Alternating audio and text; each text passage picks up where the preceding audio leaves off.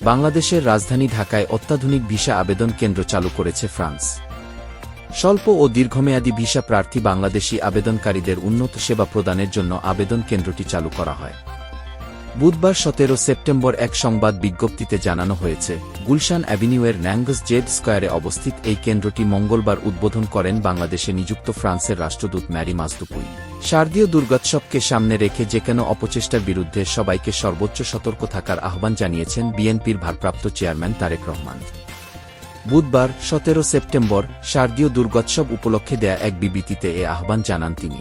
বিবৃতিতে দুর্গা পূজা উপলক্ষে সনাতন ধর্মাবলম্বীদের শুভেচ্ছা জানিয়ে তারেক রহমান বলেন, ঐতিহ্যগতভাবে সবার সহযোগিতায় শারদীয় দুর্গোৎসব নির্বিঘ্নে উদযাপনের মাধ্যমে এ দেশে ধর্মীয় সম্প্রীতির এক অনুপম দৃষ্টান্ত ইতোমধ্যেই সুপ্রতিষ্ঠিত হয়েছে। কিন্তু সাম্প্রতিক অতীতে পলাতক বিগত স্বৈরশাসনের সুবিধাভোগীরা দুর্গোৎসবের সময় হীন ও অসৎ রাজনৈতিক উদ্দেশ্যে বিভিন্ন অপকর্মের মাধ্যমে একাধিকবার ঐতিহ্যগতভাবে প্রতিষ্ঠিত এই সাম্প্রদায়িক সম্প্রীতি বিনষ্ট করে একটি সংঘাতময় পরিস্থিতি সৃষ্টির অপচেষ্টা চালিয়েছে। যুক্তরাষ্ট্রের পেনসিলভানিয়া অঙ্গরাজ্যে ভয়াবহ বন্দুক হামলার ঘটনা ঘটেছে। এতে ৩ জন পুলিশ কর্মকর্তা নিহত হয়েছেন। আরও 2 জন গুরুতর আহত অবস্থায় চিকিৎসাধীন আছেন।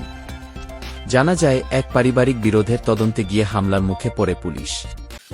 এদিকে পেনসিলভানিয়া স্টেট পুলিশের কমিশনার কর্নেল ক্রিস্টোফার প্যারিস জানিয়েছেন, হামলাকারী বন্দুকধারী পুলিশের গুলিতে নিহত হয়েছে।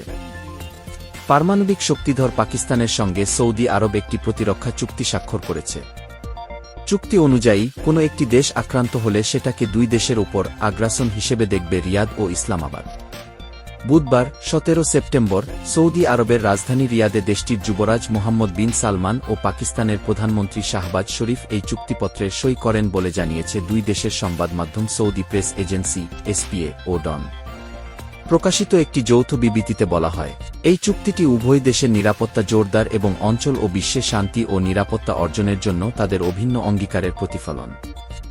এর লক্ষ্য হল 2 দেশের মধ্যে প্রতিরক্ষা সহযোগিতা বাড়ানো এবং যে কোনো আগ্রাসনের বিরুদ্ধে যৌথ প্রতিরোধ গড়ে তোলা। চুক্তিতে বলা হয়েছে, কোনো একটি দেশের উপর যে কোনো আগ্রাসনকে উভয় দেশের উপর আগ্রাসন হিসেবে গণ্য করা হবে।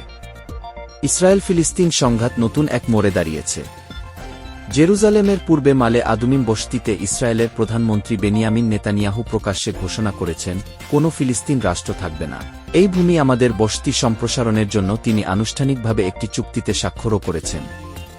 পরিকল্পনা অনুযায়ী বিতর্কিত এক এলাকায় ৩,৪০০ নতুন বাড়ি তৈরি হবে। এতে পশ্চিম তীর বিভক্ত হয়ে পড়বে এবং পূর্ব জেরুজালেম থেকে বিচ্ছিন্ন হবে। অথচ ফিলিস্তিনিরা বহুদিন ধরে তাদের ভবিষ্যৎ রাষ্ট্রের রাজধানী হিসেবে দেখে আসছেন। আন্তর্জাতিক আইন অনুযায়ী ১৯৬৭ সালের পর নির্মিত এসব বসতিই অবৈধ, কিন্তু ইসরায়েল বারবার তা অগ্রাহ্য করছে। এমন বাস্তবতা আন্তর্জাতিক রাজনৈতিক অঙ্গনে নতুন উত্তেজনা তৈরি করেছে। লিবিয়া উপকূলে অভিবাসীবাহী নৌকায় আগুনের ঘটনায় ৬১ জনের মৃত্যু হয়েছে। এতে আহত অন্তত ১৩ জনকে চিকিৎসা দেয়া হচ্ছে। আন্তর্জাতিক অভিবাসী সংস্থা আইওএমের বরাতে এ খবর জানিয়েছে আল জাজিরা। নৌকাটি গত রোববার 14 সেপ্টেম্বর সুদান থেকে রওনা দেয় বলে জানায় আন্তর্জাতিক অভিবাসী সংস্থা। এ সময় নৌকাটিতে ৭৪ জন শরণার্থী ছিল।